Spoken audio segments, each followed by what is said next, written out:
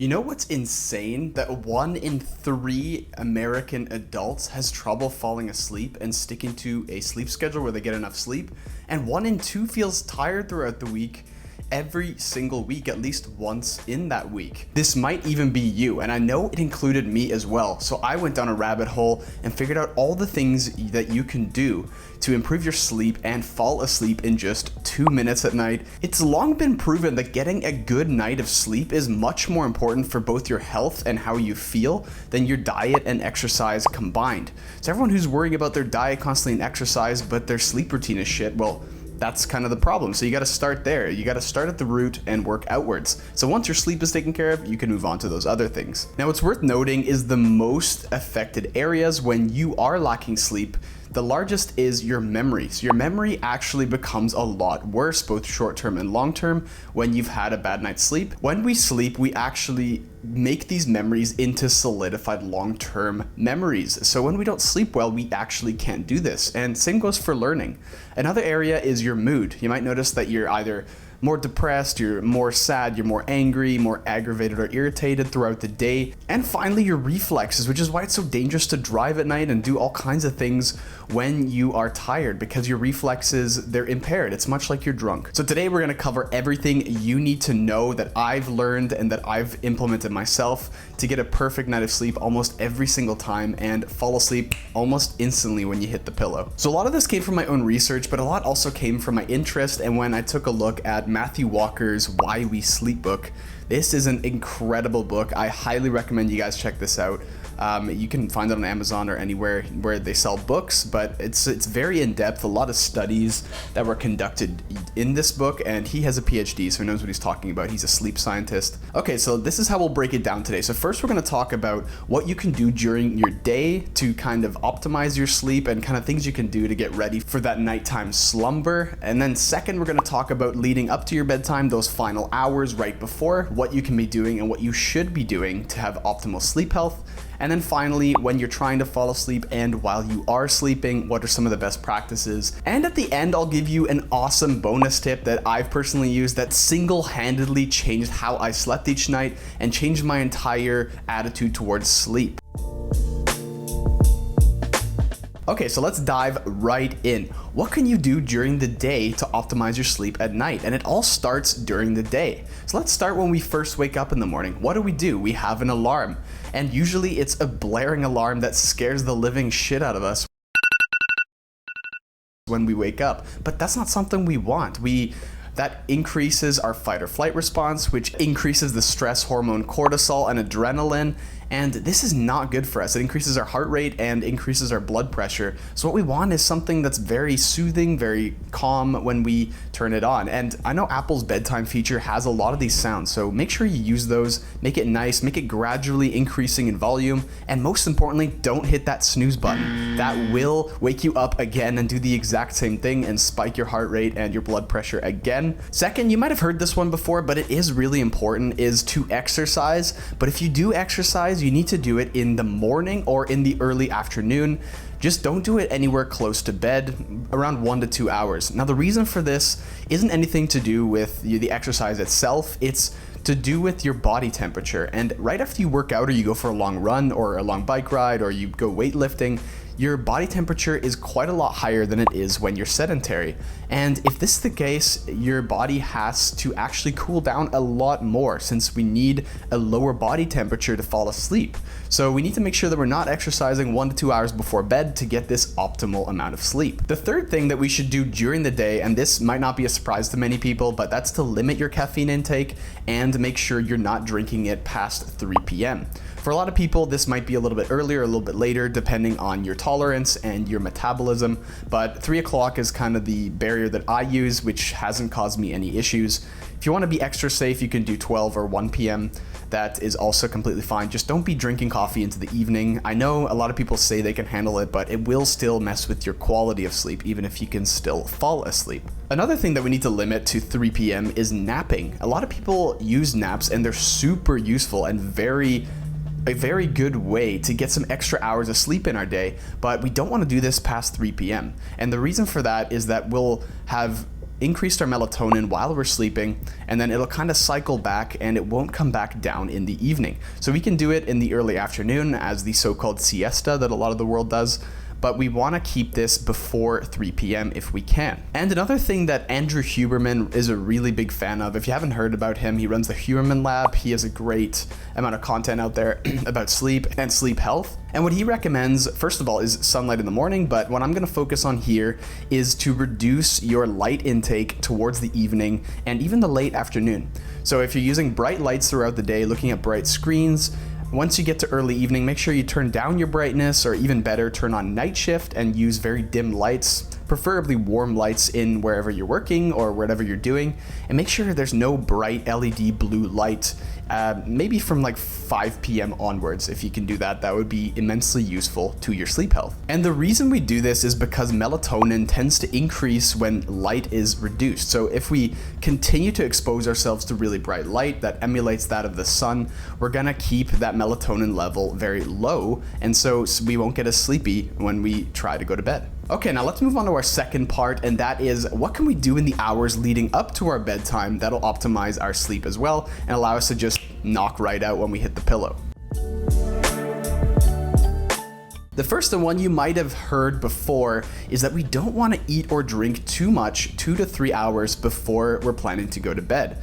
So if you can have dinner 2 to 3 hours before that, that's a great thing. We also don't want to go to bed too hungry, so you can have a small snack before. Just make sure you're not stuffed or you're starving, because this will, of course, influence your sleep and your sleep patterns. Another thing that I've found very useful, and that I do more and more nowadays, and even through the summer, which is weird because it's warm outside, is I drink a warm beverage, and my favorite is a caffeine-free tea.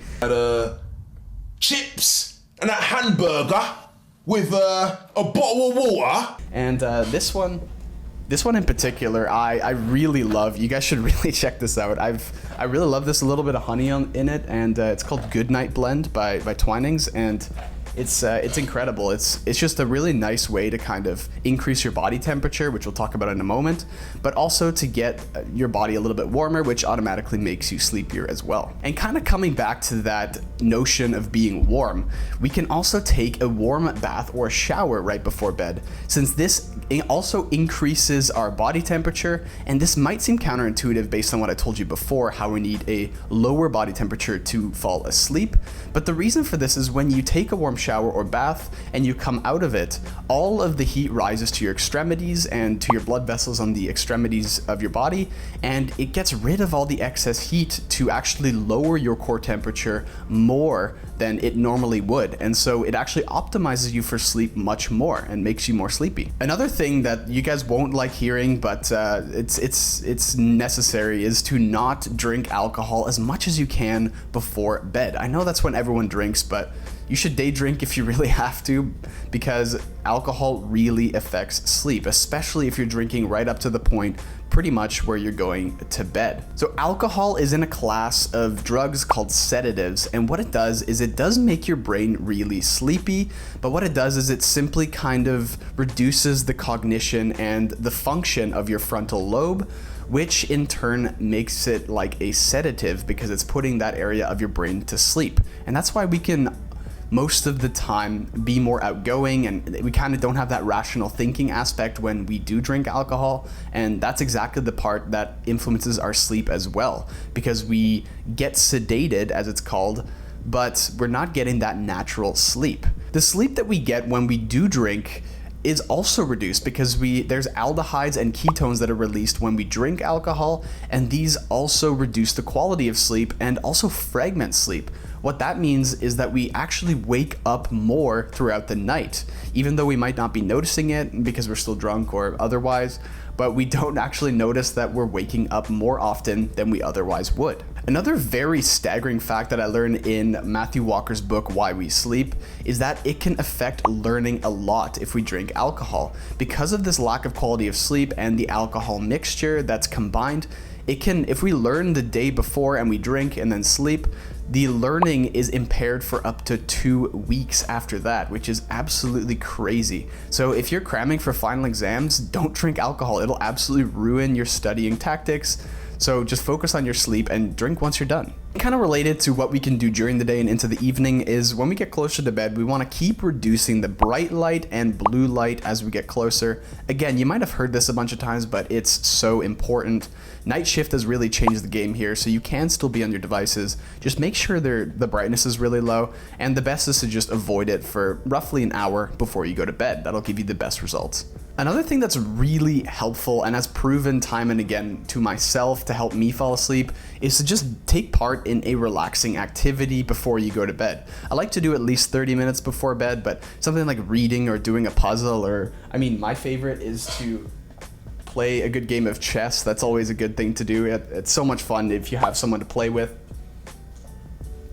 And it's just something to kind of switch gears into like a more relaxing mindset. Chess is still a little bit more mentally stimulating, but at least you're not ruminating over things that happen throughout the day, or you're working on a project, and it's just a way to kind of wind down. One of the main things that a lot of people seem to do these days, kind of because they have a smaller apartment or they just don't have the space to kind of relax in the living room, is that they spend a lot of time on or in their bed way before they even have to go to bed. And this is actually really bad for your sleep health.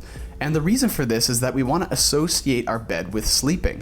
So if we're laying in bed trying to sleep, but we've sat in our bed for the past 4 hours watching YouTube videos, our brain doesn't really know the difference between watching those videos and relaxing or sleeping. And so we kind of have like that disconnect there. So we want to make sure as much as possible to be in your bed only when you go to sleep. Let's move on to the last part, and that is what you can do right when you're trying to fall asleep or during sleep time in itself. One of the things you might have come across in other videos or you might have read about is the US Navy technique that's very popular and is a lot like meditation, really. But this is said to be able to make you fall asleep in 2 minutes, and it has been proven time and again in multiple studies that it has worked. And all this is you lie in your bed in a completely dark room, and it's just you and yourself. And what you do is you kind of scrunch up your face to start, and you kind of relax each little bit at a time while you breathe really deep in and out. So you go body part by body part and just kind of visualize you relaxing those muscles. And then slowly, as you keep breathing and you keep having thoughts coming in, kind of let them go. And then you want to just keep relaxing each body part and until your whole body is relaxed, and that should help you fall asleep quite quickly.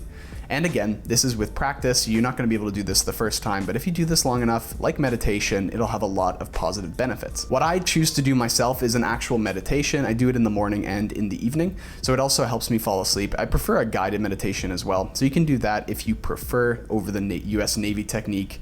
If you find yourself wandering off or not really sticking to the plan, you can do this as well. Just do a guided meditation. There's a great app called Insight Timer that I use. It's completely free. You can have a bunch of guided meditations, and that's super useful as well. Next, and what might be really obvious to a lot of you, is to just have your room as dark as it can possibly be. Again, that's related to that melatonin, and just make sure you get some blackout curtains or you wear an eye mask that covers your eyes, and just make it as dark as possible for yourself. It'll really help you sleep better. And again, coming back to the whole temperature side of things, so once you've taken your hot shower, you're in bed, make sure you either have an AC unit or some kind of fan or anything to make it as close as possible to 18.3 degrees Celsius or 65 degrees Fahrenheit, and that is the optimal sleep temperature where you can have a blanket and sleep very comfortably where you won't be overheating, which will actually reduce NREM and REM sleep, which is rapid eye movement sleep. And one thing I personally really love doing, especially because I don't live alone, is to use earplugs. It's a great way to not hear what's going on around you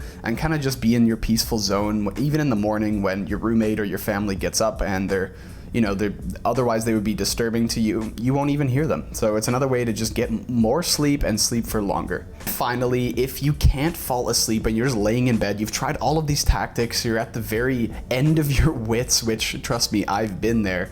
Don't stay in bed and force yourself to sleep staring at your alarm clock. Just don't do that. You'll get frustrated that you're not able to sleep, and it'll really just piss you off more than anything. So what I've learned to do is just kind of get out into the living room, sit on the couch, do something like read or do something really boring, and once you get sleepy enough, go back to your bed, try again, and just don't stay in bed. It'll make things worse. for the bonus tip that you guys have all been waiting for. This has personally absolutely transformed my life in terms of how my sleep works and how good of a sleep I get every single night. And that is just sticking to the same schedule every single day of the week. That's right, you don't get to sleep in, unfortunately, on Saturday and Sunday, unless you can wake up a little bit later during the week, but just stick between 30 minutes to an hour of the time you go to bed and when you wake up. And you'll have to use an alarm for this. So again, use that softer alarm. But if you do this for a couple of weeks, you'll see an absolutely crazy difference in your sleep quality and how easily you fall asleep. And you should be able to fall asleep in under 2 minutes. I challenge you now to try something from each one of those 3 categories that we covered. So during the day, right before bed, and during sleep or right up to sleep, try grabbing one of these ideas. Test them out, try them out for a week or 2, and comment on this video. Let me know how it went and what your experience was and if it worked for you. I'm really curious to know if it went well. Once you've caught up on your much needed sleep, be sure to check out how to get your financial life in order and check out how to get a perfect credit score right here, which will level up your financial life right after you've perfected your sleep cycle and sleep quality. You can get right on that.